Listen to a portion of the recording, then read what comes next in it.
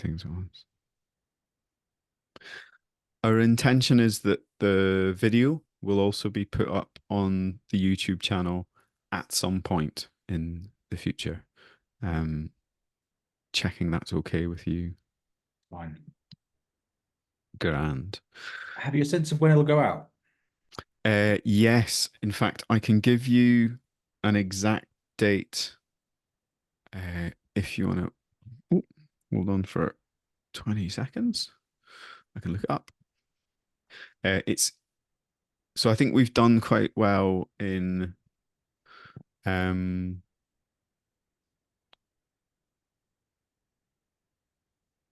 getting close to the release date as possible. Here we go.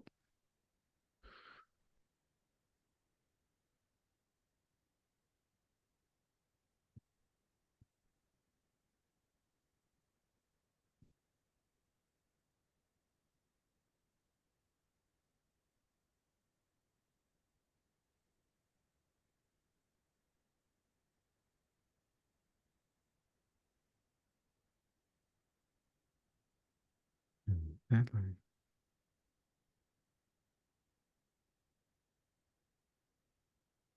We don't actually have the date in there. From memory, it is some point in October. I don't actually have the exact date. My sense is probably somewhere in the region of the third to fourth week in October. Fab. And I mean, roughly what sort of downloads does a typical episode get? I'm sensitive that someone like Miles Downey might bring more. Yeah, it's really varied. So I've got the date there. It's the 17th of October is our intended release date as episode 81. So we're Cool. currently releasing roughly fortnightly with occasional smaller things that come in between. Um, it's shifting over, and I don't have up to date figures. I think the lowest is a couple of hundred. I think the highest is a few hundred.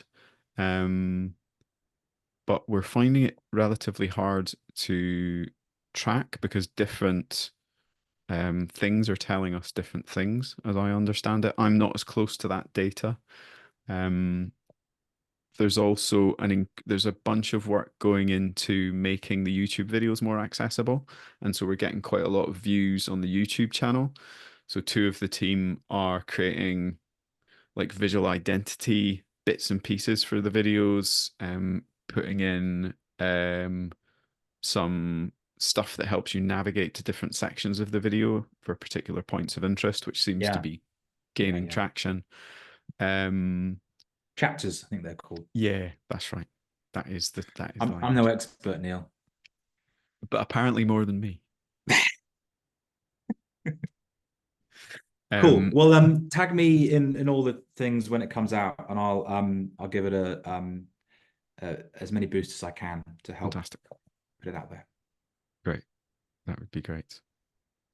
Um, the aim for the conversation is broadly to be in three acts. So the first around your origin story, literally the journey to where you are.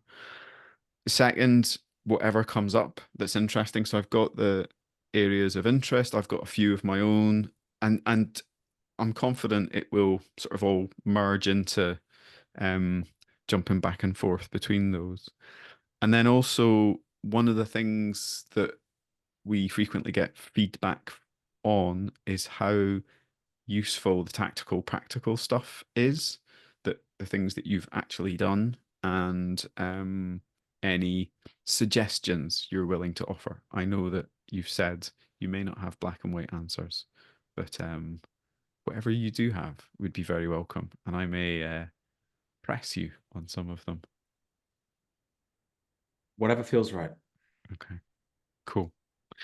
Um, yeah, and really, it's about having a conversation. So if anything comes up for you as a question, then please, ask.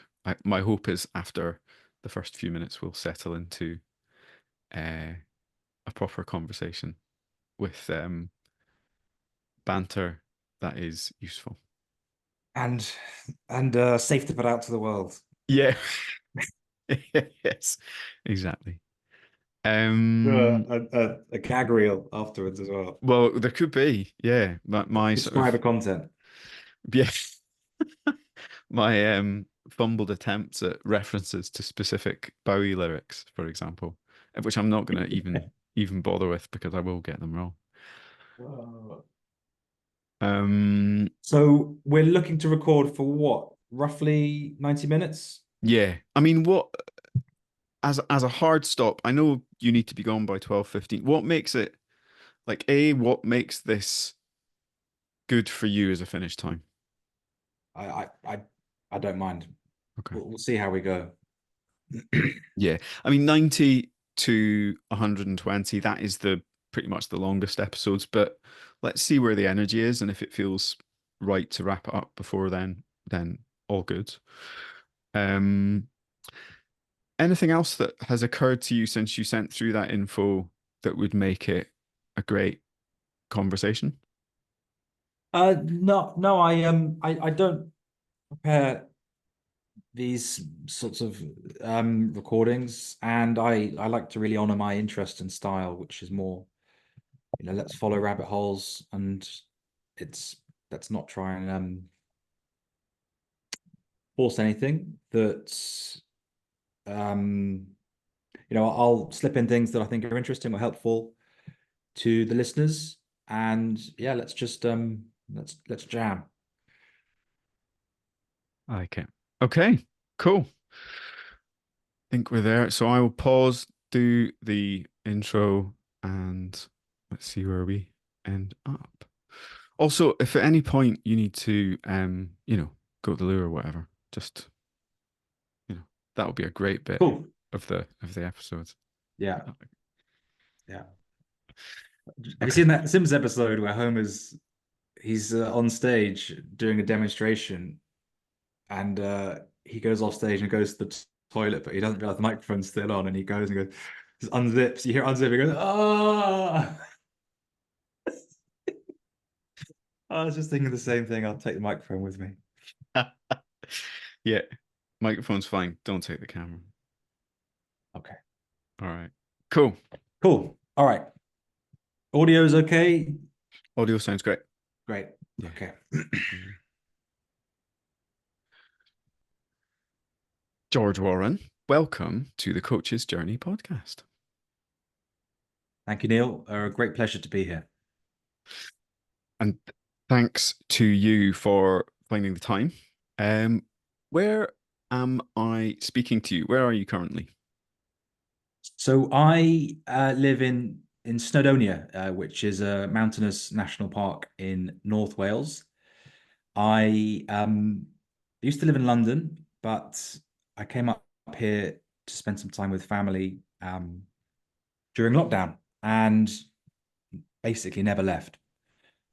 So since then, I arrived with my then girlfriend, and now she's my wife, and we have two daughters. So life has happened rather quickly here, but we have a house at one end of a very big lake called Bala, and I rent an office in a shared workspace at the other end. And a lot of my work is over Zoom. A lot of my work is over the phone while I'm out walking, and then I tend to come to London every so often for in-person work too. Fantastic. And for those listening on audio for which will be probably the majority of people, I'm enjoying the array of foliage behind you on the shelf, the various plants. Yes, Um, it's important for me to surround myself with as much of the green and the natural as possible. So I've also faced my desk to a window.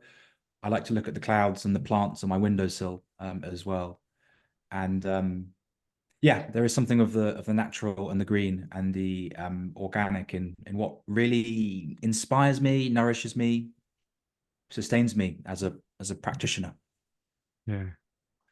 And I'm confident we'll get into the importance of the environment and the many things connected to it as our conversation unfolds today. It's worth saying, in the interest of full disclosure, that you and I know each other relatively well, and have spent time in each other's company over many hours over the last few years, again, which we will touch on. Let us move into further into the conversation with the question that we ask most of the guests that appear, if not all, that appear on the Coach's Journey podcast. Where did you first come across this thing that we call coaching?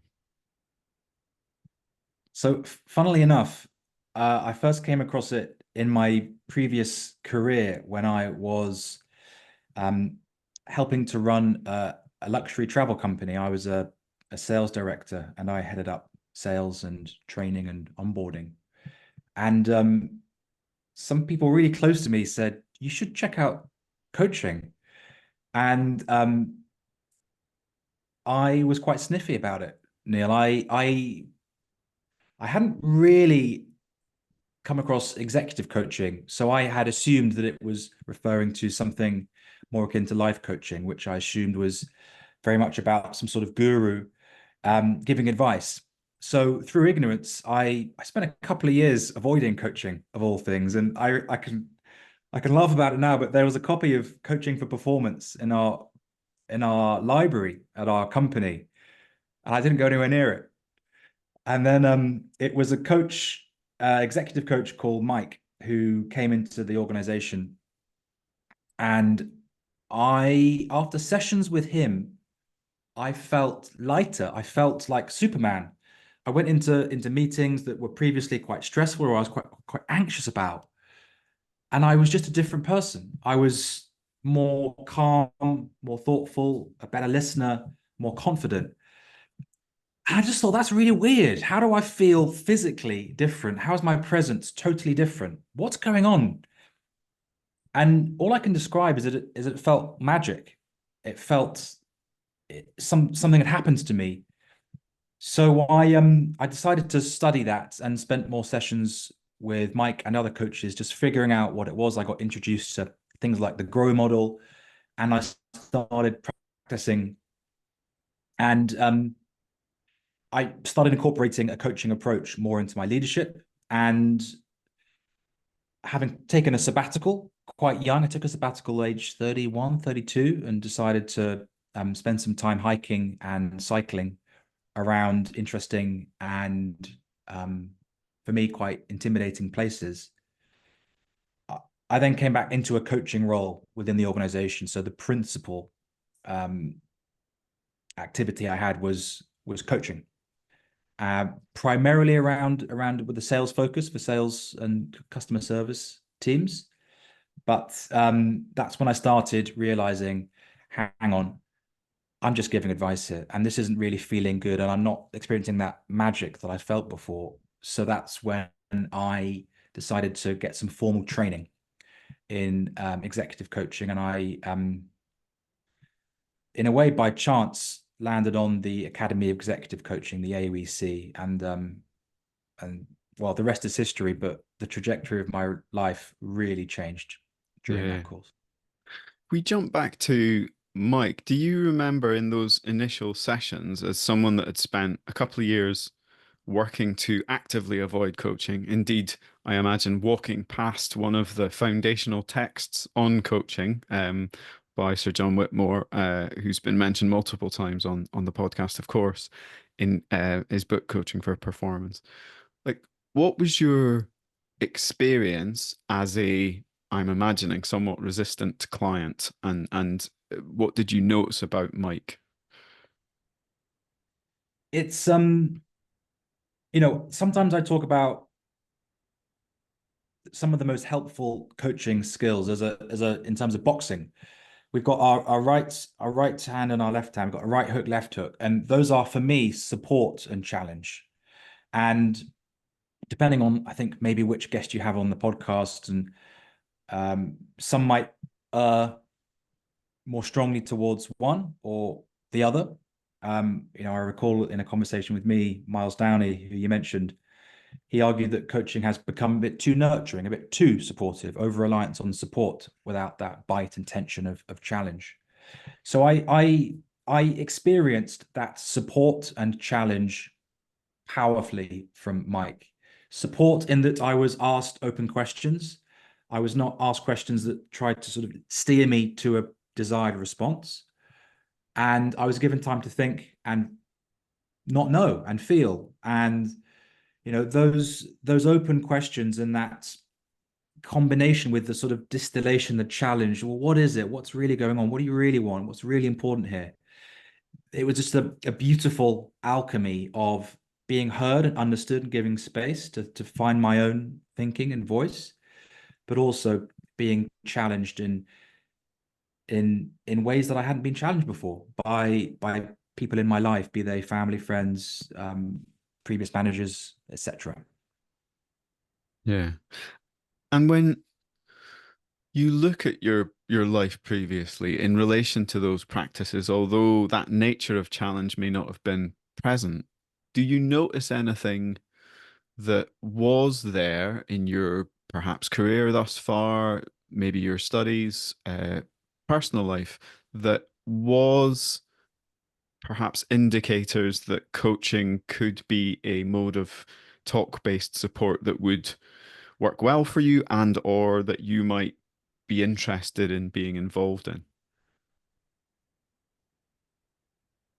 The thing that comes to mind, Neil, goes very young to the fact that I was a sensitive child, and I was told that by a lot of people, often in a with a sort of negative connotation. You're Mm. too sensitive was something something I heard a lot as a child, and I really took in.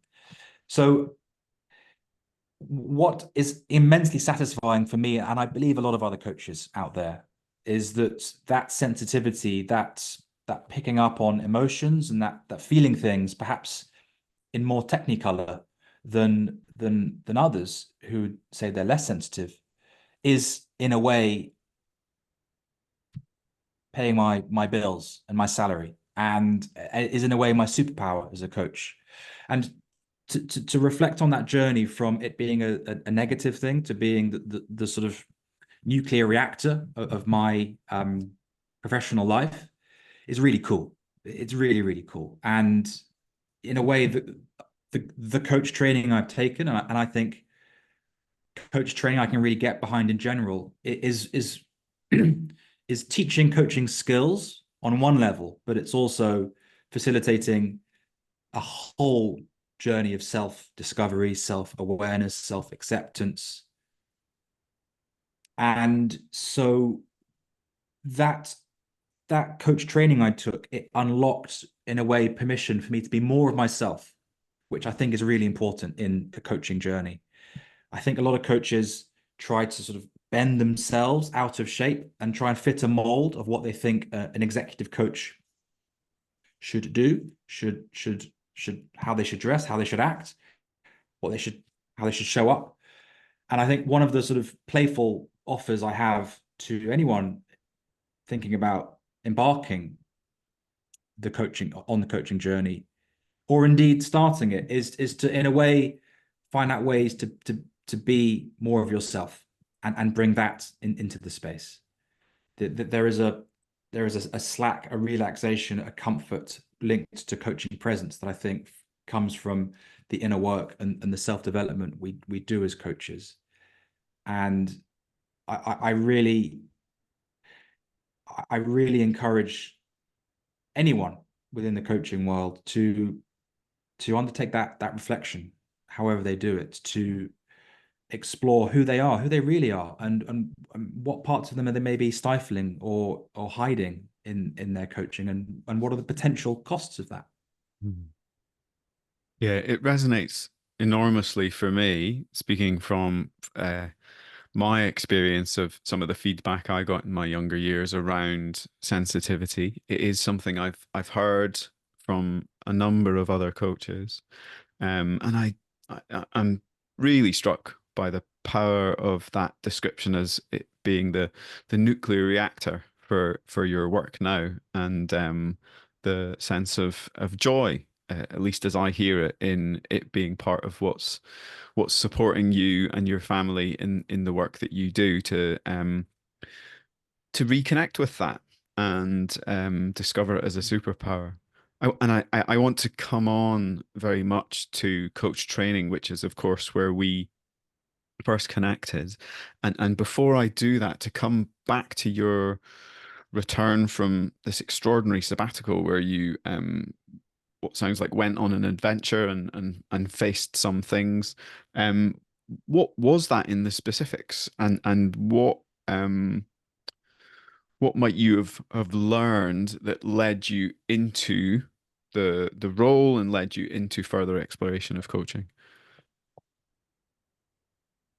So one of the key motifs throughout my whole adult life, Neil, has been growth through discomfort, and that really strongly informs my approach to coaching and my approach to challenge, and that idea of just what's on the other side of our comfort zone, and what are some of the edges and boundaries of our sort of safety comfort zone, what keeps us stuck in our comfort zone. And often in my experience of life, it relates to a fear of. A great example for me is going for a swim in a lake or having a cold shower. You know that you'll feel great after that, but between that is a fear of the pain and the shock. And that's a sort of really interesting metaphor for me in some ways.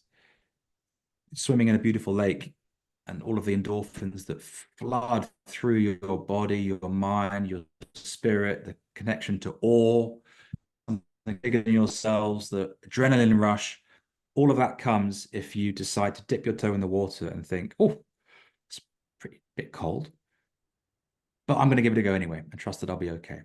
Obviously, of course, doing that safety. So what I've aimed to do is put myself in uncomfortable positions all the time. And I really believe that that will to do that has informed where I am now on my journey and all the cool things that I get to experience and get to do and have experienced. So as an example, I was feeling really anxious about speaking publicly within my organization and running town halls. So the most illogical and scary thing that seemed for me to do to get over that was to take up stand-up comedy. So I basically hit the London stand-up comedy circuit and developed a type five, as they call it, Neil, with some help, and spent a couple of years going around pubs in my evenings and doing a stand-up comedy circuit and having that spotlight on you and having people look at you expecting them to make them laugh is one hell of a way of getting over stage fright. So there's an element of an influence of immersion therapy for me in my journey of what am I holding some energy and holding some fear or anxiety around, and what could I do that would help reframe that or put that into some perspective. So there's all sorts of other interesting and at the time quite scary things I've done, and indeed deciding to move into coaching full time. I quit that job on the course and decided I'm gonna do coaching. I'm gonna make that my career. And I couldn't give it away at the time. You know, I couldn't give my coaching away for free at the time. And again, it was a mindset of, well, let's figure out a way to make this work. And I'm okay if it doesn't work out, but at least I gave it my best shot. And at least I stretched and pushed and gave it a go. So to answer your question more directly, I was born into a family of travel. My mother, she was cabin crew for British Airways during the heyday, the glory days. So she, before I joined the world, she was traveling around on Concorde, and as a result, as a child, our family we got to travel a lot. We got to go to some really cool, interesting places, and so it was quite natural for me to to continue that passion and love for other cultures, other histories, other foods, other people, and I fell into a career in luxury travel, having lived in Argentina, and just had my heart filled by a place called Patagonia, right in the south of South America. That's a very, very, very special place. And again, it helped me connect to nature in ways that I hadn't experienced in my life up until then, which feeds into who I am as a coach quite profoundly today. Hmm. But the sabbatical was basically me thinking, what intimidates me right now? And at the time, in the press, certainly in the UK and the US, the Islamic world was getting a real kicking. There was a lot of scaremongering and a lot of whipping up of anti-immigrant and anti-Muslim sentiment. And I thought, I want to go and understand Islam for myself. So I wasn't very confident on a bike, but I bought a bike and I bought a one-way ticket and I bought a tent and I flew to Dushanbe, which pub quizzes listening will know is the capital of Tajikistan. So sitting just above Afghanistan. And I started cycling, Neil, from Dushanbe. I cycled down to the Afghan border and spent 4 days in the valley cycling along the river. And Afghanistan was over the river, was waving at people, and people were waving back. And that took me up into the mountains, into the Pamir Mountains, and pretty high up, 4,500 meters, I think, was my highest pass there. And yeah, I was wrapped up in a tent, so cold, wearing gloves, reading a Kindle in a storm. I couldn't take my hands out of my gloves to turn the page of the Kindle, so I used my nose to press the button, and then came down all the way into Kyrgyzstan, and got very, very ill there and had to take some time off and recuperate, and then came back, started again in Baku in Azerbaijan, and all the way across Azerbaijan into Georgia, and then all the way across Turkey um, by myself, and then made my way to Nepal for a couple of months hiking in the different mountainous regions of Nepal. Hmm. And I really hear the thread of challenge through that and of you putting yourself in places of discomfort. And I wonder how you brought in the other side and supported yourself through that journey. Well, gratitude is I just think one of the most important things in my life, and I think in any life. I haven't experienced anything that tells me otherwise, and to be to be able to be sitting on a bike and to have people sort of flag you down every day and say, come and have some tea with me, tell me your story, and come in. Again, this whole region is just bathed in thousands of years of hospitality and welcome. And there are cultural norms that blew my mind as a Londoner growing up, where someone would just say, "Come on in for a meal. Come and break bread with us." And I celebrated um,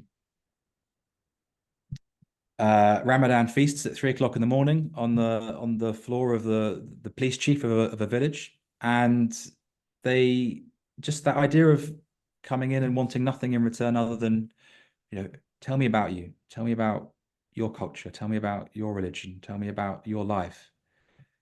It just, I mean, yeah, that was the support that I get to do this, that I've created a life for myself where I can wake up, sit on a bike, and all I need to do is cycle 100 kilometers or so in a day. It was just an immensely gratifying experience. And after I'd had nearly 9 years, Neil, of one company, one industry, come into the office, 9 o'clock, check your emails, calls, emails, spreadsheets, calls, emails, spreadsheets, leave. Just that perspective of the world is happening outside that office, and the world doesn't involve necessarily you needing to be in front of an email inbox every day. Um, that was some of the stuff that supported and enlivened me during that time. Lovely. Thank you. And so back in the UK, you had moved into a different role within the organization. And I heard you say something along the lines of almost by chance found the AOEC and chose to study with them. What happened there? Were there any other um, thoughts or organizations that were part of the framing of that decision? Yeah, so one of the I still had a sort of quite logical, maybe left hemisphere mindset there, which is, well, I self-funded it as well, Neil. So I thought, well, this has got to pay for me in some way, and it's got to help me in whatever might happen next. So I was looking pretty hard at an ILM course, level 5 or level 7, and I sought some advice from coaches that I knew. And that's a very attractive course as I know it, because it's to me it speaks as one of the most business friendly um, coach training pathways. I was also looking at the Animas School of Coaching as well, in their transformational coaching course. And I think for whatever reason, Google Ads or whatever, they just kept on showing up when I did my research. And I've retained a great respect for Animus and what they're doing, and the podcasts they put out as well have been really helpful and interesting to me. And again, honoring what I appreciate in the world of coaching around a sense of fluidity and choice, and not being forced down one avenue. What swung it for me, and the AOEC course was I think at least double the price of the ILM course that I'd seen. What swung it for me for the AOEC was the key factor when it came down to it was the fact that it was triple accredited by the ICF, the AC, and the EMCC. And that gave me options. So I didn't have to go down necessarily one route, that I could arrive at the end of the course and decide, okay, well, if I do want to accredit, I could, these are global accreditation bodies, and that give me flexibility if I do want to change culture, move abroad, or work internationally. So I'm going to interject because we've and it's my fault we've ended up in a bit of alphabet spaghetti. So let's slow down on some of the acronyms. I'm going to ask you to lay them out for us. ILM. I mean, I'm not actually quite sure. I think Institute of Leadership and Management. That's what's in my head. Let's go with that. We've renamed it if it's not that. Yeah. AOEC. The Academy of Executive Coaching. That's the coach training organization that you and I know very well. Yeah. ICF. International Coaching Federation. AC. Association for Coaching. EMCC. European Mentoring and Coaching Council. Well done. You have passed and are now an accredited user of acronyms. That alphabet suit's so yummy. Okay. So back to the decision and on the so my memory of looking at a similar set of organizations, Barefoot was in there for me as well, was the ILM courses, although cheaper, were modular and you didn't, for the first part that was a lot cheaper, you didn't get as much education, but I may be misremembering that. And so it was the triple accreditation that swung it for you with the AOEC.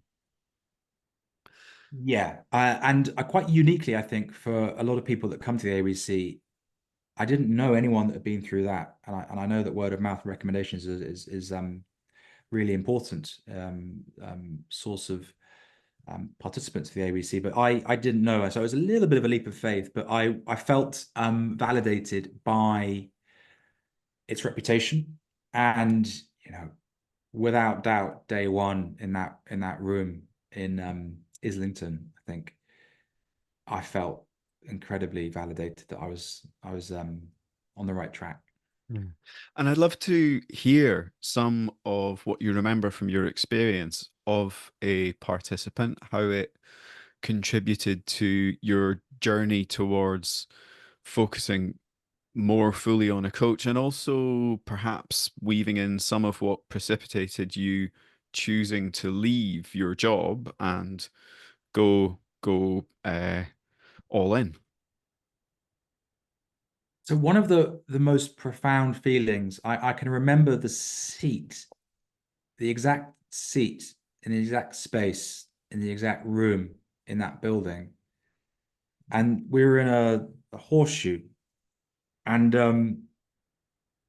so I was in my early 30s at the time, and I was in trainers and my jeans, which was my sort of usual smart casual professional attire then. And I felt very uncomfortable because I was surrounded by a head of HR at a top law firm, and I was surrounded by a head of HR at a bank. And what I felt was a lot of experienced corporate um, professionals with a huge amount of seniority and experience. And you know, at one point I thought, am I in the right room here? Because I don't feel, have I joined the right course? Because I felt, who am I to be here? And credit to the course faculty who were just brilliant, brilliant with me, brilliant with the group, and really helped honor the spirit that everyone deserves their place, and everyone can become a legit executive coach. Uh, and they really helped me find my voice and find my confidence in the group and in the course and in the material. So you know, you know as well as I do that that course is magical, and I think what is so magical about it is what I touched on earlier, the self-learning, the inquiry into, you know, so who are you really? And just some of the skills, some of the unlearning was just as much helpful and important to me as the learning. I I felt I had been born into a culture where it's important that you know things, and it's important that you are intelligent and you remember things and you have solutions. And in a way, part of the journey of a coach, I think, is unlearning some of those cultural assumptions or habits. So, you know, part of what had got me to such a successful point in my career until then was my ability to know what to do and to have a response for anything that came up. And if you work in the travel industry, a lot of things come up, a lot of things go wrong. Uh, One of the flights that I organized in Argentina got cancelled because two pilots once got into an argument in the cockpit because one was trying to film the other from a different union. And you've got to be prepared for things like that. You've got, you know, angry clients paying top dollar on a flight that's been cancelled.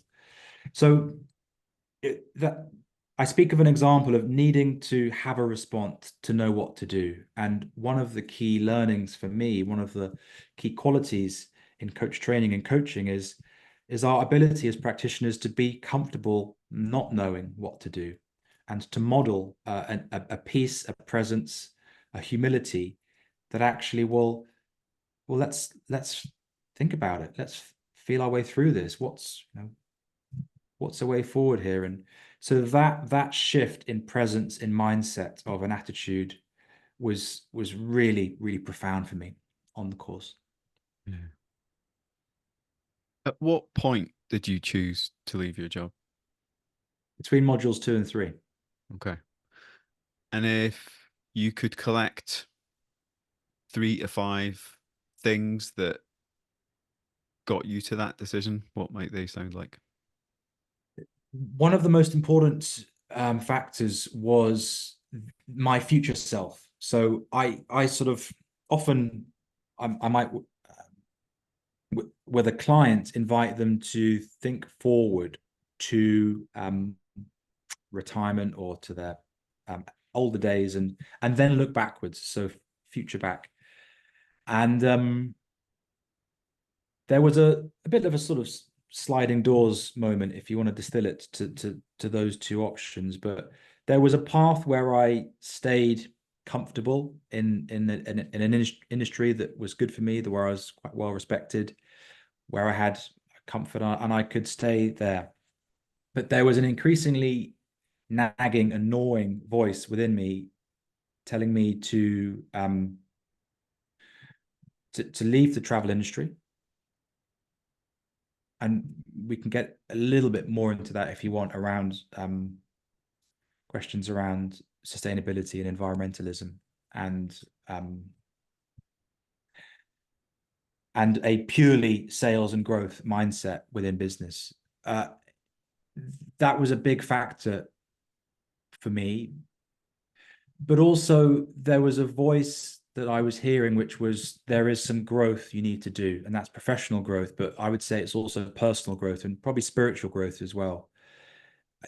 If I had stayed in that industry, it would have been primarily motivated by a fear of not being good enough, a fear of failure, a fear of it not being as comfortable as things are. So what propelled the change, and what I think the coaching that I received on the course helped facilitate, was you've got one life here, live it. And it's Brené Brown, I think, describes it as a universe tapping you on the shoulder and saying, well, what are you going to do here? And I just knew that I wanted to give it a shot, and that I wanted to enjoy a richer, more adventurous life, more in my own terms, where I was accountable for myself and not to a line manager as well, which I had been up until all of then in my career. Yeah. And so hearing that during the course you couldn't give away your coaching, what did that look like as a shift? How did you go about in those initial weeks and months of setting up your coaching business? The I'm gonna offer an important part in who I am as a coach around that time of deciding to leave, Neil, and I'll answer that secondarily. But my body was telling me it was time to leave before my rational, sort of, I don't know, maybe the fear-based part of my lizard brain was telling me to stay. My body, I was carrying stress. My friends were saying, "You've got to change here, George." For me, it manifested in a panic attack at Waterloo Station on the way to work one morning, and it was platform 19. I can remember the spot. I still walk past it regularly, and my body was just saying, "Just you can't go on with this," and it was physically telling me, signaling to change. And beautifully, as soon as I told my then boss that I was leaving, a literal, a weight was lifted from my shoulders. I was lighter, my shoulders were looser. And walking out that room, I still remember it. My body just, I was almost hovering off the ground. I felt a lightness that I hadn't experienced for so long. And so both of those two things have deeply informed who I am as a coach. Exploring the body, working somatically. I know it's something you're interested in too. The body keeps the score, as Bessel Mm. van der Kolk tells us, and working somatically, working with the body, I think is so interesting, so ripe, so important in coaching. And again, it's a key life experience, a key moment that has informed what I care about as a coach and as a supervisor and as a um, coach trainer. Yeah. Um, I'll attend to your question, it was a time of experimentation, I would say, Neil. And I know that's something that Robbie and the team here really espouse is a sense of just trying things out. And I still do that, and finding out what works. I remember, I think I wrote an article about this around success a couple of years ago, but in those first few months, I reached out to, I think, 82 organizations asking if I could be a coach or help them in some way. And it was all emails. And two said yes. I got loads of no's. I got loads of just, nothing. But those two I grabbed and I ran with. And I said, thank you very much. And I just coached as much as I could with them. And I didn't really care about fees at that point because it was just a mindset of just look, get the hours in, get practice, get good at coaching, be effective, be helpful. And those two organizations I'll forever be in gratitude for, because if they'd have said no, I probably wouldn't be here talking to you. I'd have tried something else. So within me, there is the hustle, and I think I that's something I honed from A, being a sales director, but also B, doing stand up for 5 minutes to people not laughing at you and being okay and surviving and dealing with that instant sort of form of rejection from people. So that's the energy to just network and ask and try and find work by hook or by crook was really important to me in those first 6 months. And then again, things happened quite organically. Referrals were made, recommendations were made. I carried on building it up, and started getting better and better at it. And certainly, one of the pieces of advice I offer to those thinking about a change of career into coaching and those thinking about taking coach training is that the development, in a way, really begins after your coaching training ends. That's not the end of the coaching journey, and for me, it's just been the beginning. And for me, that's when things got really, really interesting at that point when I got my qualification. Yeah. And I really want to underscore for myself, for those listening, the massive action that you took in outreach to 82 organizations. For those that have followed the work Robbie is sharing, and now more consistently with Ruth, also talking about it on the podcast around the coaching flywheel, this endeavor to connect with a wide range of people, and also what we often experience as coaches. Certainly I've got my versions of it, that when we seek that connection, the relatively small percentage that might initially come back, so in your case the two organizations that did, and yet still how work and connections and referrals can grow from that, if we show up, be fully present, and do our work. What else to say about those early months post qualification and the exploration, the experimentation, the seeing what worked, and indeed what didn't? The other thing we haven't touched on, which I speak about a lot, is the trust that people who you've worked with in different forms can and probably will place in you. So from my previous career and how I was, people were interested in the coaching. People inquired about it. People recommended me. And some of my first direct clients were people recommending me who'd worked with me from previously. So using and welcoming in people that really dig you, that know you're legit as a person, is so valuable and so unglamorous when it comes to coach marketing and coach sort of coach marketing courses that I've seen out there. But it's so important. It's so important because there are hundreds of thousands of coaches out there now, and lots of them have very snazzy websites, and lots of them have very snazzy LinkedIn profiles, which are great up to a point. But in terms of building trusting professional relationships, it's so important for people who know you to be let into that as well. Yeah. And that absolutely aligns with my experience. In some respects, I look at my website and my LinkedIn profile. The purpose there, for me at least, is to connect with people.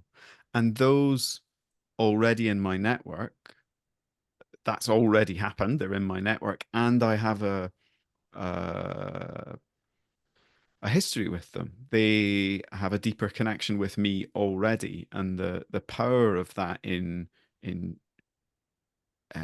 sharing what you're now doing and what you believe in and how that can lead to work. And in some respects, it also speaks to the thing you said earlier about not completely changing yourself to become an executive coach. There sticks in my mind the way that Julie Starr described it on her podcast episode around not rubbing yourself out and drawing yourself back in as a coach. And I think that very much comes up in the business development side of things, that the people that are in your constellation of relationships uh, are your potential clients or people that might be able to refer you on to clients. If as I know we both do, you are seeking to do work which is making a positive impact on the world, both through the one-to-one relationship, but also systemically, then the value of you sharing that with the people you already know and whom hopefully like and trust you is huge, and will be far more likely, even if we look at it in a fairly synthetic transactional frame, far more likely to result in um, paying business than spending X number of hours making your website even shinier with even more pages of this, that, and the next thing. Yeah, I yeah, I really get on board with that. Yeah. And so I want to turn for a moment to what led to you and I meeting, which was your faculty role at the AOEC. And I vividly remember starting my day one of module one on the practitioner diploma, which is the course we have both taken. And there you are, along with Kirsty McLachlan, as one of the faculty members. And so I'd love to hear about your experience with that organization and specifically how it's informed the coach that you've gone on to become or are in the never-ending process of becoming. So one thing that might be helpful is the how of that. And something I wanted was to know how to arrive at that presence, which um, Anita and Karen were the principal faculty. Again, it's that same curiosity I had to like, how are you doing that? How do you help someone in 20 minutes with, for example, two chairs or some cards? How are you changing someone's life in a way, or helping someone think totally differently? Yeah. Or Let me connect to those people in the processes briefly so that it perhaps further illuminates it for people listening. So Anita Rolls and Karen Smart are Anita, a previous faculty member at the AOEC, Karen Smart, a current one. And to your point about a set of chairs or a pack of cards, what collective term might capture what those represent in coaching?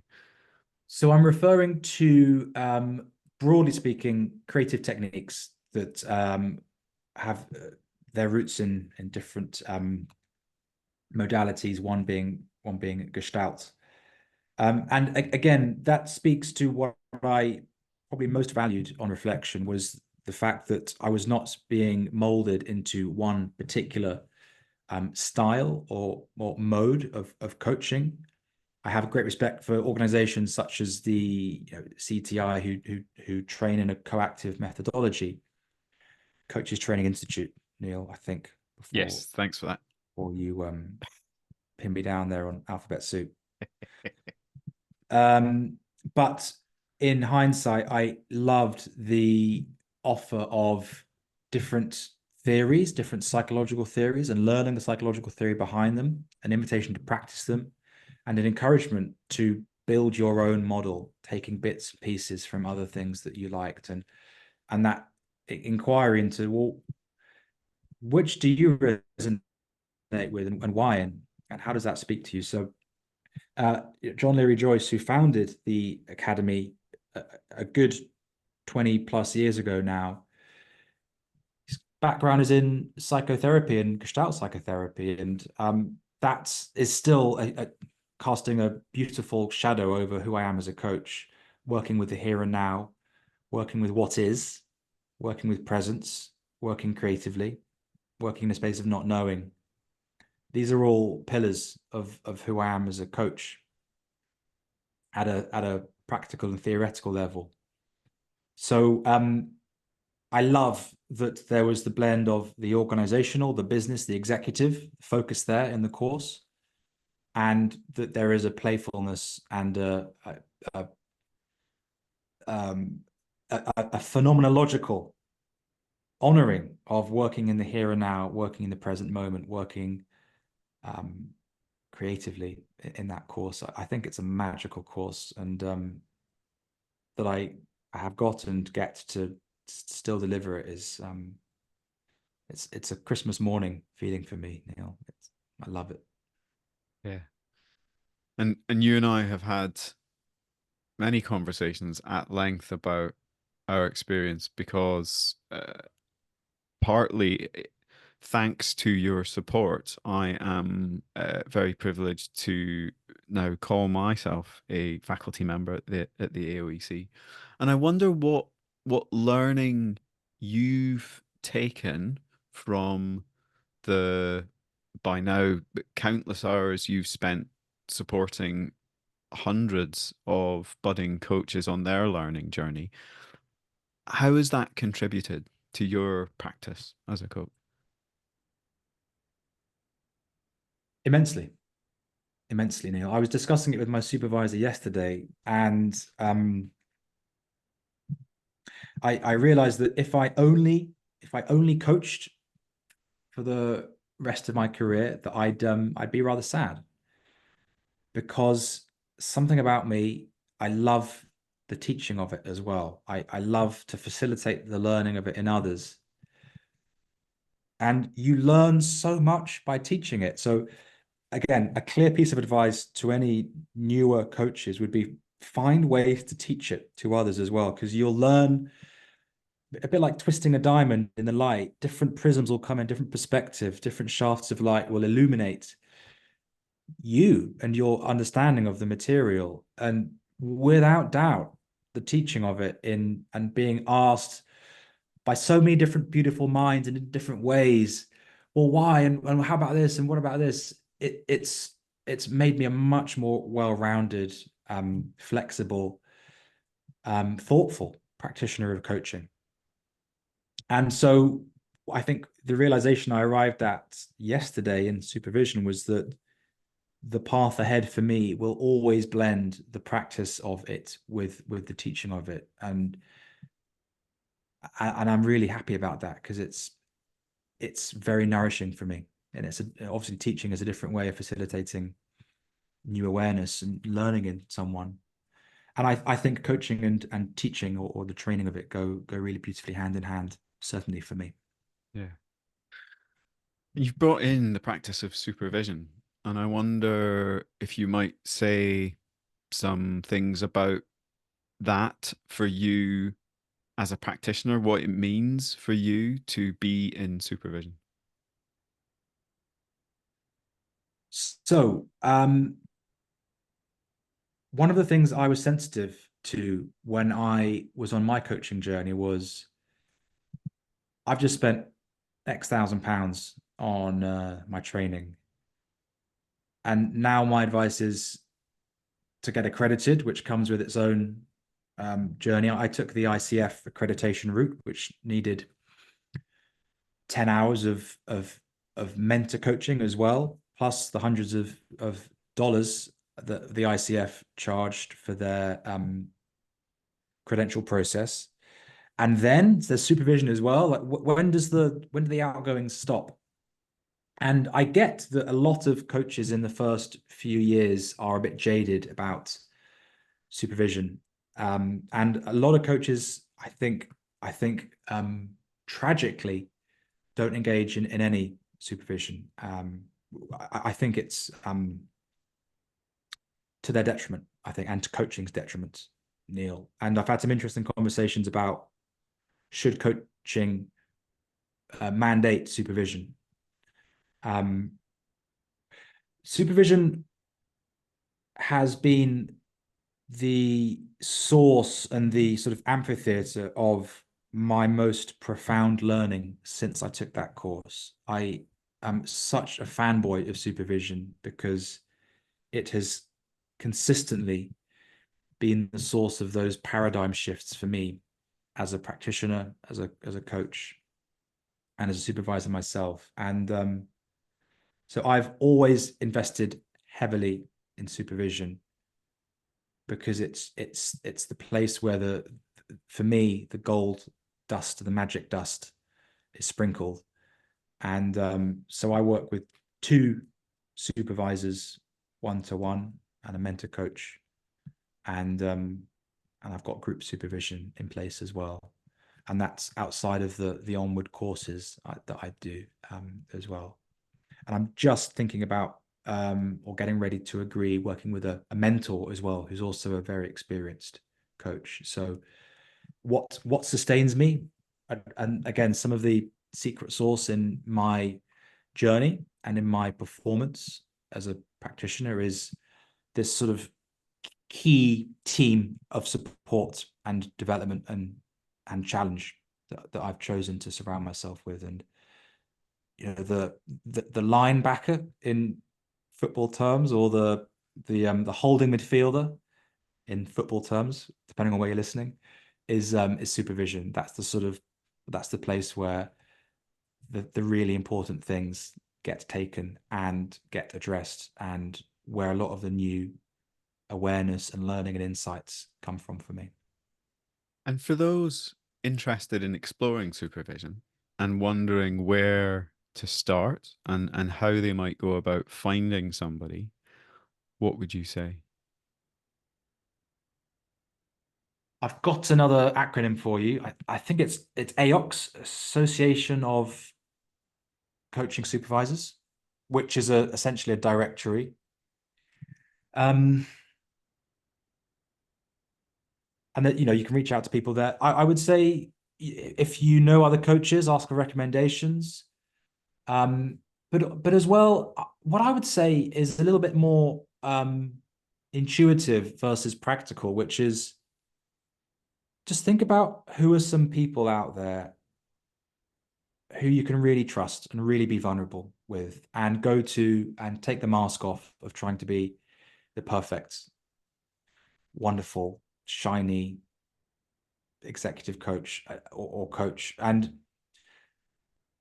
in all the matching chemistry calls I do with potential supervisors, I offer them follow your gut and just ask yourself, you know, can you be real with this person? And if yes, that's a pretty good sign that you'll have a good click in supervision.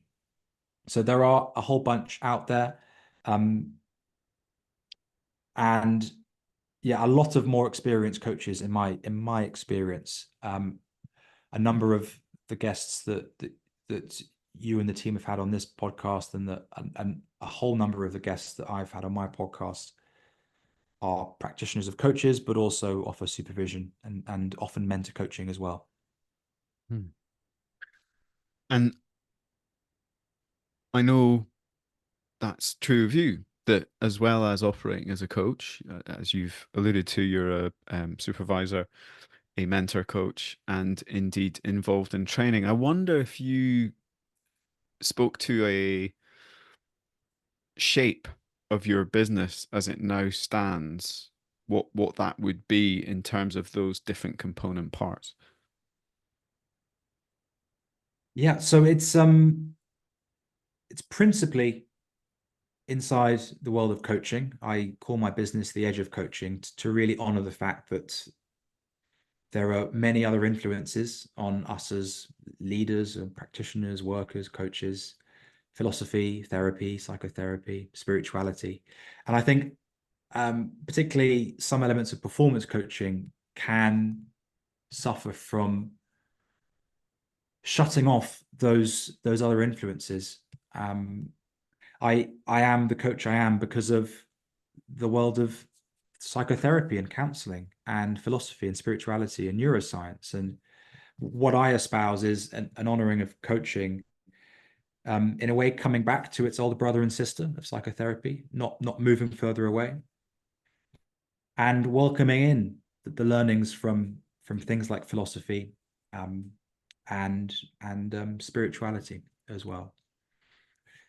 So principally, I work as an executive coach. That's my main business. That's how I title myself, and that's working quite fluidly, I would say, across different sectors. So private and the corporate, public, and a lot of work in the NGO and charity space. And one of the themes that listeners may have been picking up on already is a playful reluctance to be pigeonholed or typecast, or if you want to dangle the question of why I don't think coaches should have a niche, Neil, feel welcome to. But I enjoy the variety of working in a tech company in the morning, and then a charity in the afternoon, and working with maybe a coach the next day, and working with a university academic the next day. So that sort of variety, that fluidity of background, of industry, of ways of thinking, I find I can't get enough of it. And so, yeah, I don't really have a niche, and I like that, Neil. A particular question's just occurred to me. Why don't you think coaches should have a niche, George?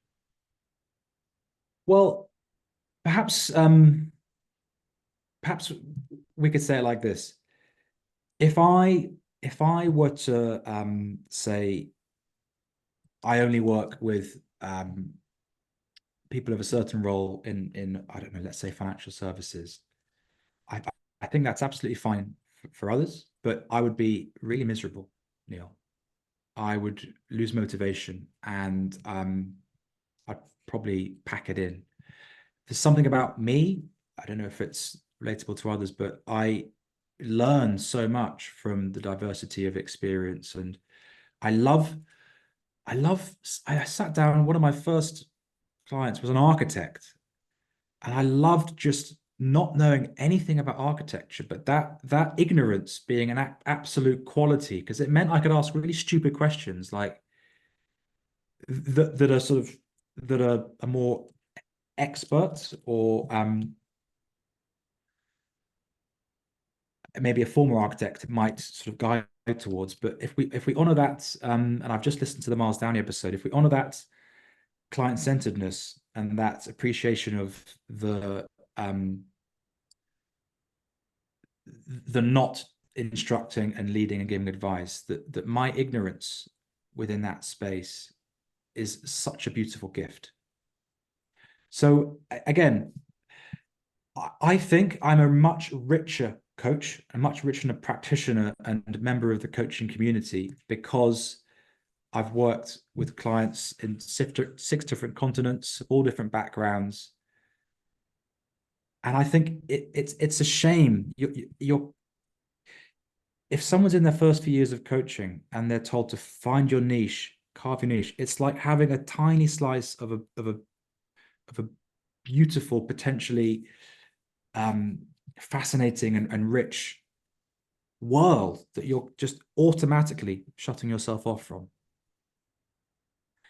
And so, to offer you some challenge, one might argue the purpose of finding a niche in coaching is in order that you have a defined audience and know where you can go to reach that audience in order that you're more able to build a self sustaining business. And so I wonder, in your practice of actively avoiding niching, what your business development process looks like, or how you go about thinking about that.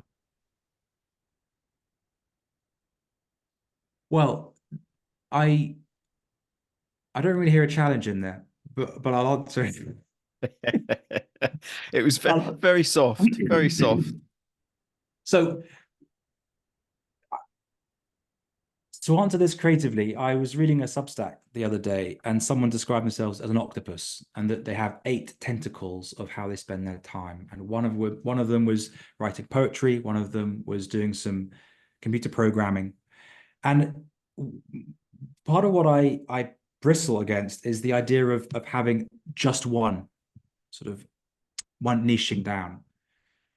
I think, yes, it might help you access an audience, but at the same time, the danger is that it cuts you off from other members of different audiences. And so, again, if we speak about what's important to me as a coach, climate change and sustainability are there.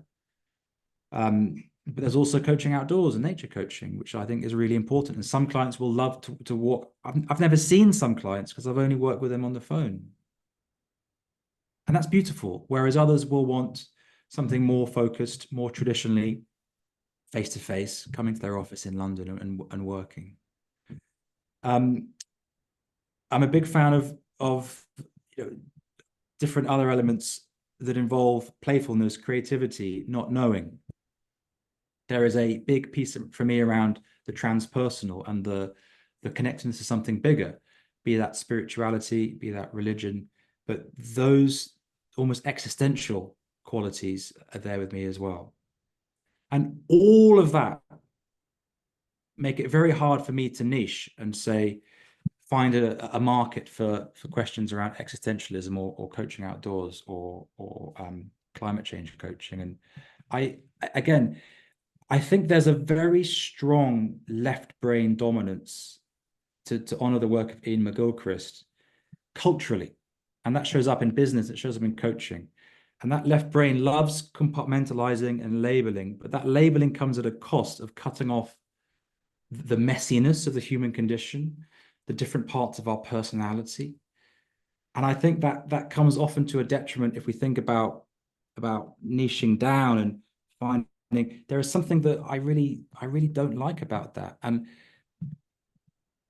I like the idea of coaches operating with enough fluidity that it's not just about targeting a necessary audience, but it's about putting things out to the world and trusting that there'll be some sort of hum or resonance within someone that connects, that someone that what you exude, be that in words or energy or some other form of presence, that it resonates and it speaks to something that someone feels, yes, I need that.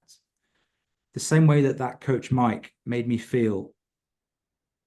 His background was in financial services. It wasn't a naturally good fit on paper, CV wise, or for his niche. And yet there we were. So I worry that a lot of advice around coaching and the business of coaching is restricting and cutting off a greater sense of diversity or fluidity. and that can potentially be to the harm of the coach's development. So if I take a shot at paraphrasing what I hear you say, essentially the business development practice is and it's a practice that informs you being um a fulfilled coach who's operating sustainably for you as a system, is that you show up in your diversity of interests and um, areas of knowledge and practice with the intention of sharing what you have to offer and the hope that that connects with the right people, and an awareness that that might be a less, and perhaps this is my interpretation and may not be something you said, but an awareness that it is a going against the grain of what a lot of what we're taught in terms of marketing as coaches, and that's okay. I'm also still with your sentiment about the power of our networks and referral, and also, and this is perhaps me bringing in the knowledge I have of you outside of our conversation today, the importance of the relational in your work and how human connection and well, connection at large is central to how you operate. Yeah, I mean, I sometimes some of my reflections I need to really work over. For example, it's really hard for me when people don't like Pink Floyd or think they're the best band ever. I really struggle to understand that. And one of applied to playfully applying that to coaching, I'm wondering, isn't all coaching relational? If I say I'm a relational coach, aren't we all? Is the relation not the thing in what we do? Is that quality of connection between two people or more? Is that not the most important thing? The most important ingredient or factor or thing? So again, I wonder this out loud, not with any certainty, but I think all coaching is relational. And so I operate in that way in how I show up and how I coach and how I aim to teach coaching as well, how I supervise. But also I that really informs how I go about my business development and my own business practices of keeping my business um, healthy and sustainable and and so yes, I take a relational approach to the business development side of things. And again, what I would say is that in how I approach that, Neil, I care more about the quality of connection with the individual than I do about the particular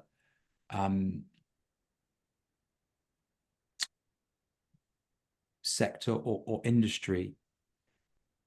Because what that does is it frees me up. You know, a couple of weeks ago, I was coaching one of the UK's most senior scientists who was working with heads of states. And that's in that same day, I was working with a 19-year-old student, a computer programming student. And for me, again, having that perspective opened up that I can coach someone in their 80s and someone in their teens in the same day, everything in between for a career. For me, that's a really richly woven tapestry. If we put money and business development to one side, for how you spend your life, that's a cool way of living for me. It's, wow, who am I going to connect with next? what do they do? What do they care about? And what am I going to learn from that as a result? I, I've learned a lot about a lot of things from coaching people across different industries, musicians, climate scientists, activists. I mean, again, so there is a sort of, I think, one of the secrets of coaching is that we love the work we do because it makes us feel so good. It helps us learn and live wonderfully fulfilling and interesting lives. And I'm really sensitive around that when it comes to conversations around niching and marketing and finding your client sector. I think that beautifully kaleidoscopic, technicolor, rich tapestry, as I see it today, is harder to reach if you are totally niching down into only working with a particular type of person or particular type of industry or sector or role. And I'm happy to have my views challenged on that. And I'm sensitive that there are many, many different ways of viewing difference and diversity. I'm just playfully provocative of people that say niche down, find your niche, work with it, because I haven't, and I've built a beautiful, flourishing career by not doing that. In fact, doing the opposite. Yeah. And I love it. And it definitely resonates with a significant portion of my approach. And there's all sorts of thoughts sparking off again, both from within our conversation today and my awareness of the influences on you with Carl Rogers' work and person-centered, the importance of the relational, and also as I hear from much of what you've covered today, the importance of our your relationship with yourself, your growing relationship, and for us as coaches at large, how we build better awareness of who we are and how we show up as coaches. And I wonder if we might turn to the inner work that we need do on ourselves to be capable of being in best service of our clients, whether they be a 19-year-old computer science student or a senior scientist advising heads of state. What's that looked like for you beyond supervision, beyond ongoing courses, and the learning that you take from the practice of coaching?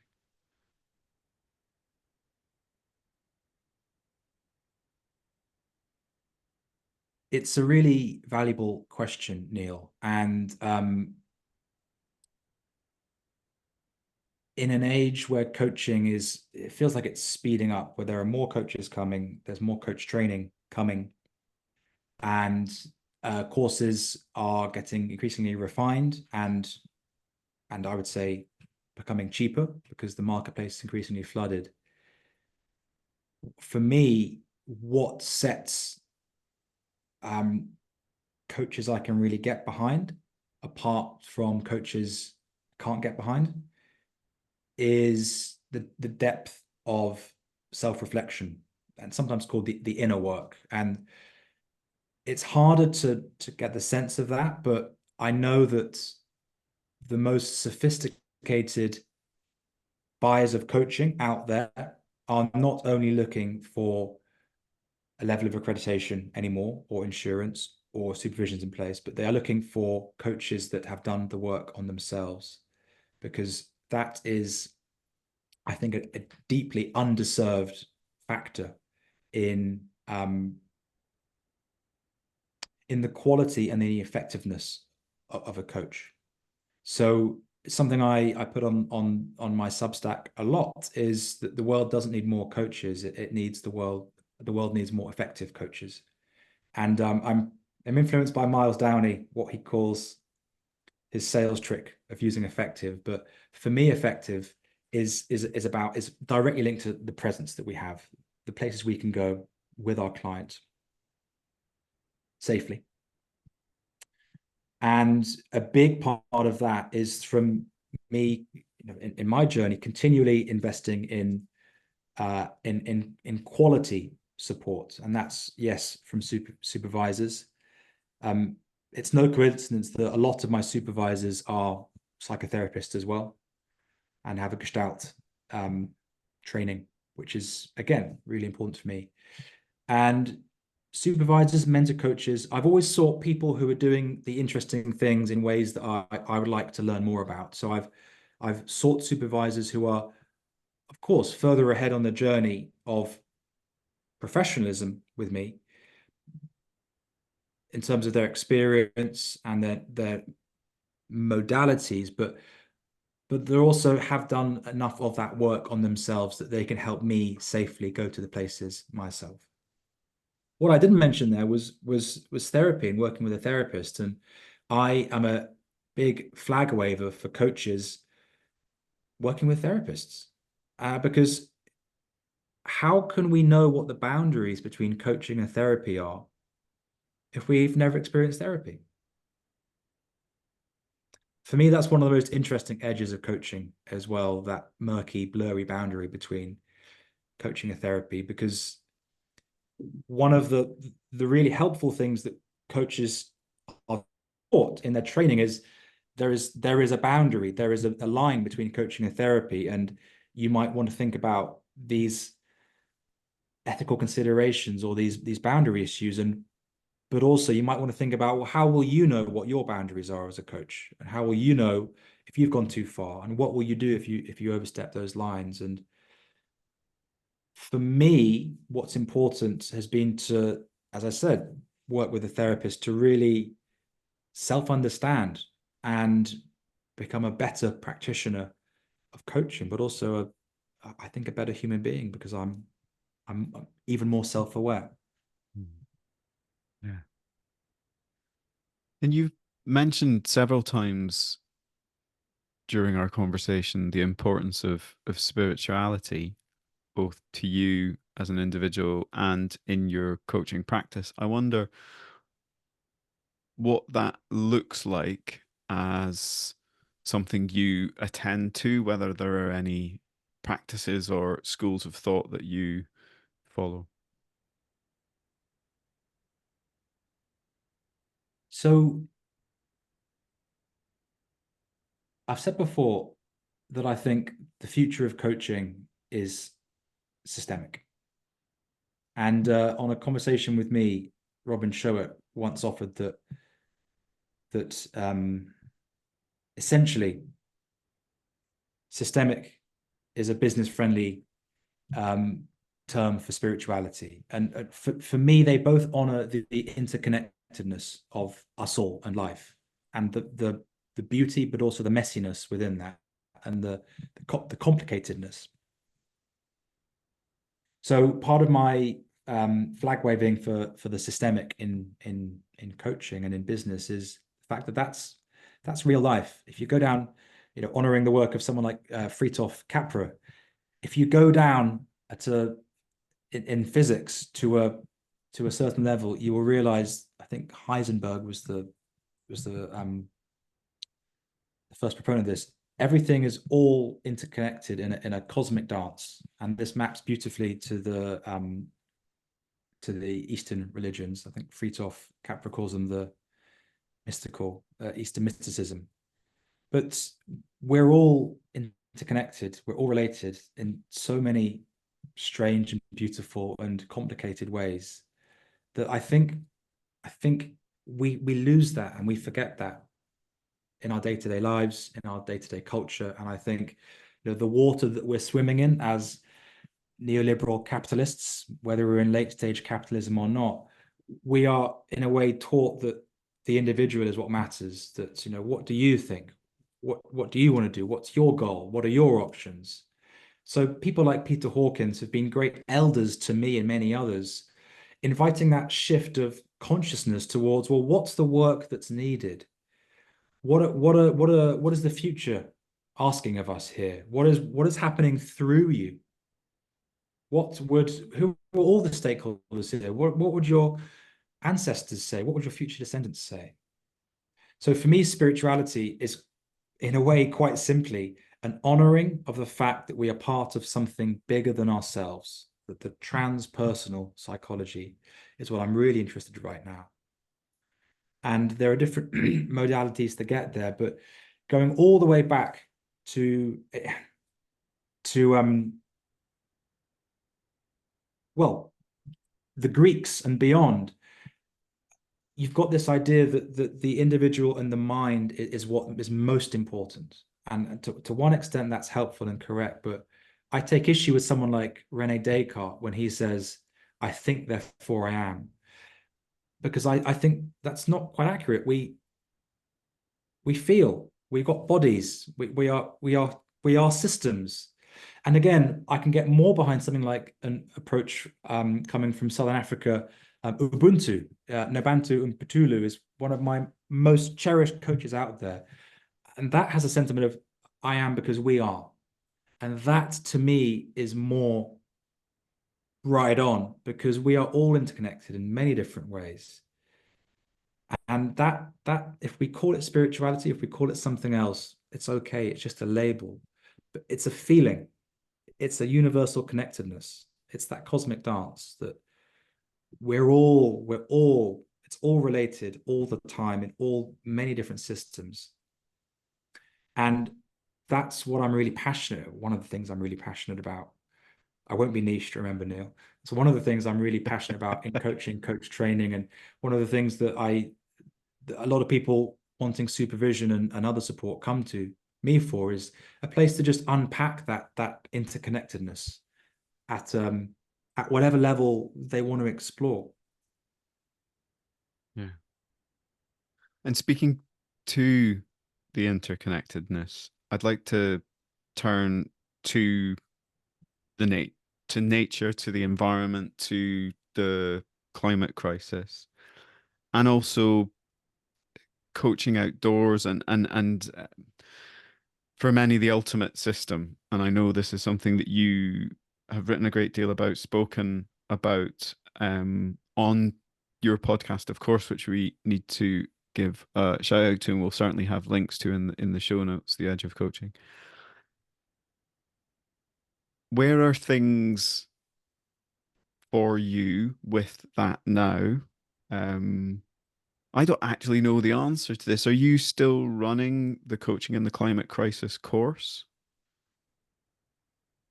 Yes, in fact, I think by the time this goes out, we'll have just started another cohort of that. But a big part of my journey in the spirit of this podcast is,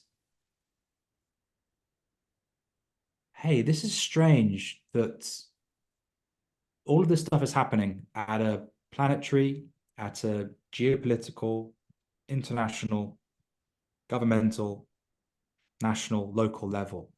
Like things are really going wrong with our planetary systems.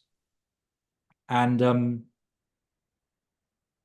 who's doing something about it and on what scale? And it's brought up so many interesting questions and a lot of inner feelings around guilt that I was part of an industry that essentially flourished on selling more flights for people to travel around the world on really nice trips and holidays, but at great carbon cost. So that took a lot of working through, and again through support, peers, supervision. I think coaching has an opportunity to be a much greater force of societal evolution and growth than it allows itself.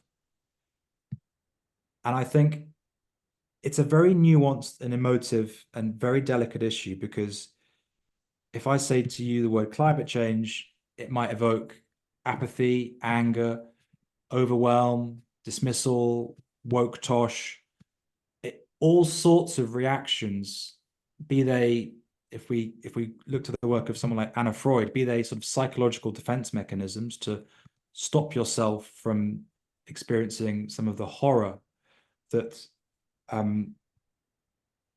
might be evoked if we all really slow down and think, by the time our kids are in their 70s or 80s, the world is right on track to go horribly wrong.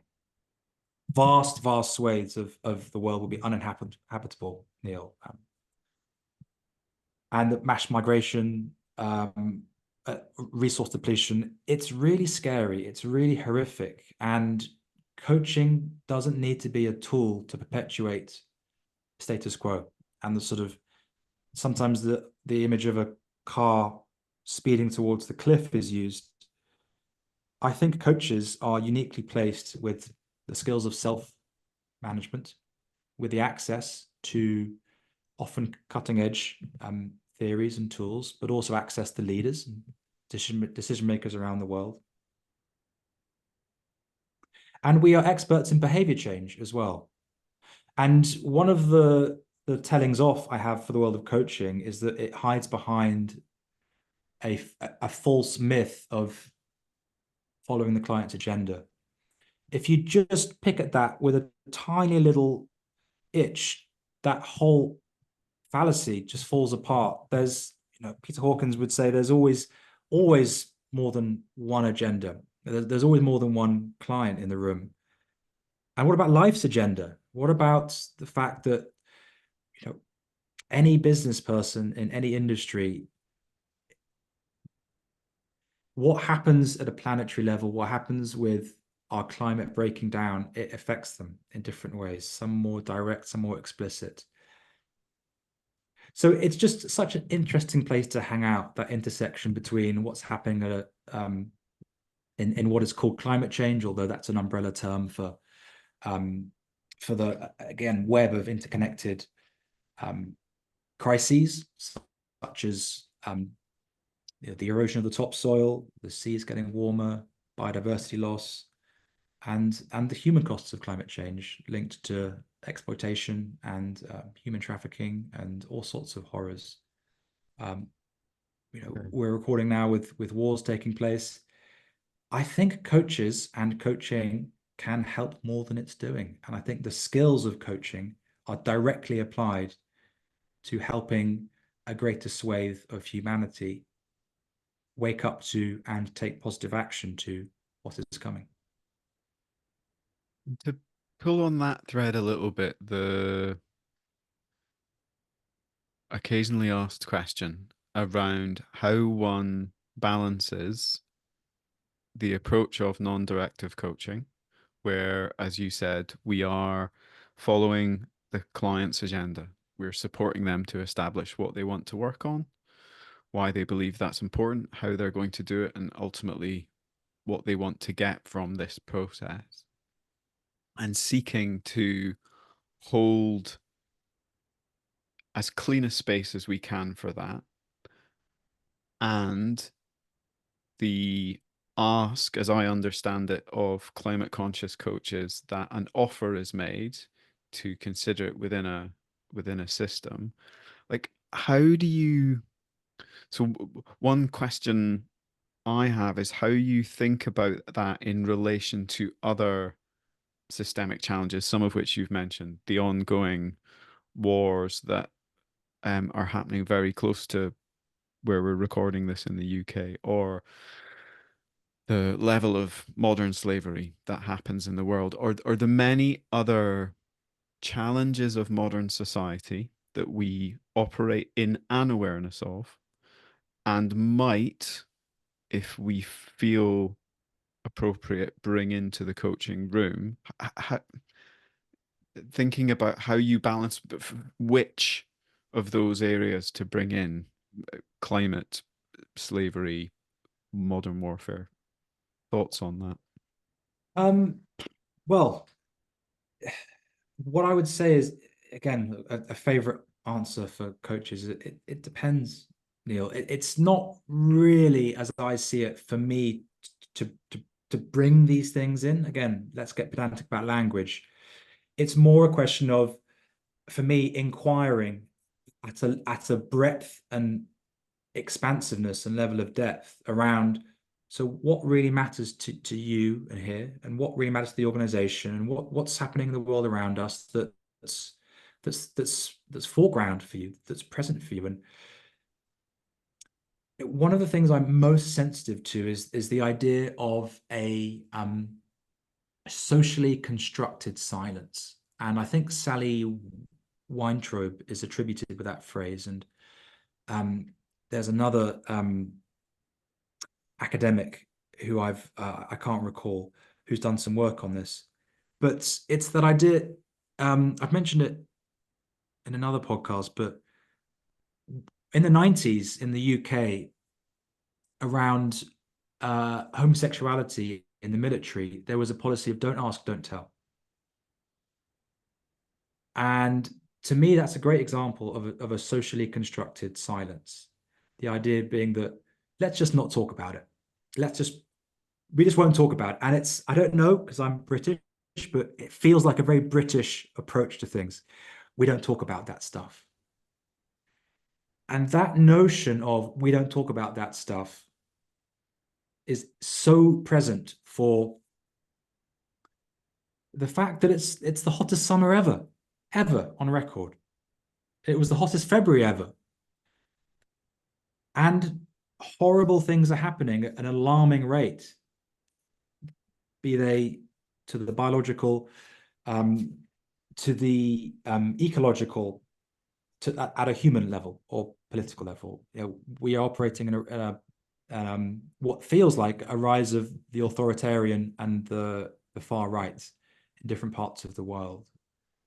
So again, it's not for me to wave a flag and say, let's go and talk about this. But for me, if we think about it, not coaching not being done to someone, but coaching more about a relational environment, a connection, a space where someone can think and feel a little bit differently. With a quality of contracting and setting it up and agreements and that you use the phrase balancing, it's not for me to decide what that is, but it's more about, so what's really happening for you? What's capturing your awareness? What would you like to speak about that you don't feel you can speak about anywhere else? If we want to challenge that socially constructed silence head on, because it's different. And I do a lot of work with conservation charities and environmental charities. The work, the agreements, but also what is in play is what will be brought even is very different to if I'm working with someone in let's say a bank or a financial institution or an insurance company. So again, there is not one size fits all approach here. What I'm encouraging every listener to do is to give some time to reflect and find people with whom you can be safe and be open with, and just explore how you really feel about this and what that might mean for you as a coach if you opened yourself up to more of these feelings. I playfully say the most famous coaching model is the GROW model, and the R of GROW model stands for reality. But I think coaching as an industry is ignoring the reality consciously and is doesn't really know what to do about the reality that we're facing at a species as a species. And that doesn't seem right to me. And I will happily come on all the podcasts that I'll be invited to and talk about this, because it's one of those elephants in the room for coaching, that this is happening, and yet we must stick to the client's agenda. We must follow the client's lead. It's fallacious. It's a myth. And if you don't want to take my word for it, I recorded a whole series of podcasts for the Association for Coaching called Coaching in the Climate Crisis, and shout out to people like Linda Aspey, Zoe Cohen, Charlie Cox, and many others, the founders of the CCA. There are some really cool voices, different angles, and very compelling arguments. Peter Hawkins also made an appearance there. It's just one of those no-brainers for me within coaching now. Yeah. And I really hear the power of it as a lens for which us to look back at ourselves and what are we avoiding attending to that is necessary for us, or what pain might it be that we can't yet face, which is helping us actively participate in the socially constructed silence, a new term for me and one that resonates very much. As we move into the last few minutes of our conversation today, I want to turn our attention to the future of coaching. And firstly, thoughts on that broad subject in an age of climate crisis, in an age where the awareness and popularity and indeed use of AI rises month by month, and accelerates in its adaptation and adoption within the coaching industry. What thoughts do you have on the future of coaching? So I think AI is fascinating, and there are some interesting people doing some really interesting stuff out there um, related to coaching and AI out right now. I wrote an article for the um, uh, BACP. I think it was called The Humanity of Coaching. And my bet, my chips are being pushed behind the idea that the future of coaching is to double down on our humanness. So already right now, 2024, chatbots and AI bots can coach well to a model, something like the Grow model. They're already good enough, if not better than your standard coach operating a Grow model. So in a lot of the coach training and mentor coaching and supervision and things I put out to the coaching world, our messiness, our humanness, our intuition, our bodies, spontaneity, humor, Freudian slips, working with what's out there. And this is why nature is so helpful as inspiration and resource and working with what's out there in the environment. I think that's the quality of connection and humanness that yeah, I'm getting behind, because AI won't be able to replicate those things well. And I think there is a danger that what seems to be in an era of loneliness and social media addiction,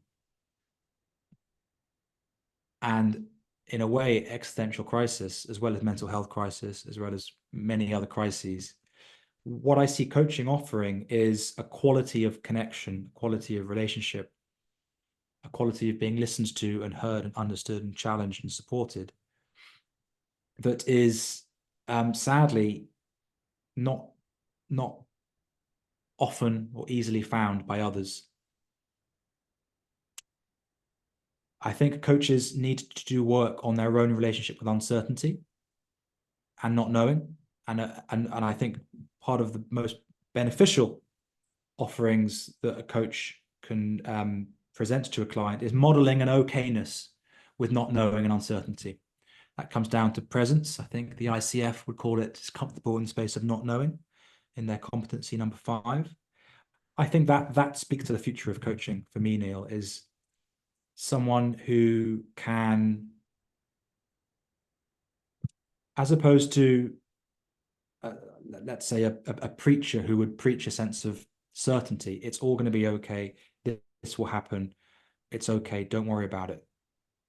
This is the answer. I think coaches, in a way, might do the opposite and say, we don't have answers. We don't know what's going to happen. But through discussion, reflection, dialogue, we can talk about it and we can form a way forward. So yeah, I'm passionate about, and the edge of coaching is growing into perhaps a movement or maybe an institute that speaks to the qualities and skills of a modern and maybe future coach. And for me, they link to, as we've touched on, systemic interconnectedness. There's also a strong natural element, working outdoors, working with nature, acknowledging nature in the room, acknowledging nature as a stakeholder in any conversation. And I've got yeah, a few other bits and pieces up my sleeve that I'm looking forward to putting out to the world. But I think to really double down on my point earlier, I think the future of coaching needs to come back more into the self. And whether we say coming home to its psychological roots, its psychological older brother and sister, yeah, fine. But I think coaching, as I see it and as I'm interested in it, it will look inwards. It will go further deep into the soul, the spirit, the body, as opposed to outwards to the internet and just technology. Lovely. And as we draw things to a close, it's important for me to mention, as I touched on a little earlier, but to be explicit in my thanks for the support that you've shown me as a as a coach, as a student of coaching, and my experience of the the relational space you held as a faculty member, your capacity for listening, for challenge, your ability to support, and your presence both as a faculty member when I studied and also as a colleague and a fellow coach. I know from having followed your writing and listened to probably not all, but certainly most of the episodes of The Edge of Coaching that you are an important voice in the coaching field. So a big thank you from me, not just for this conversation, but all the very many things that you put out into the world and ways you show up. I'm very grateful, Neil. I'm deeply touched. Thank you. So I'm going to turn the tables a little with my last question, and I haven't prepared you for this, but I wonder if you were to come up with an image in your mind's eye that encapsulates what you've shared over the course of our conversation today, then what would that look like?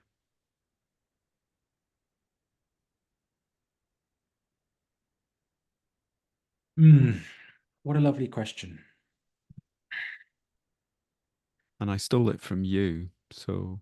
Mm, that's probably why I like it so much. Um,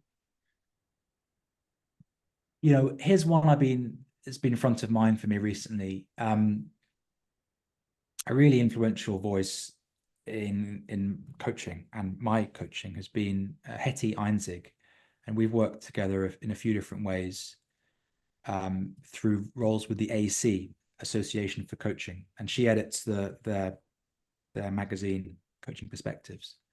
And she was one of those guests on the podcast series a couple of years ago, Coaching in the Climate Crisis.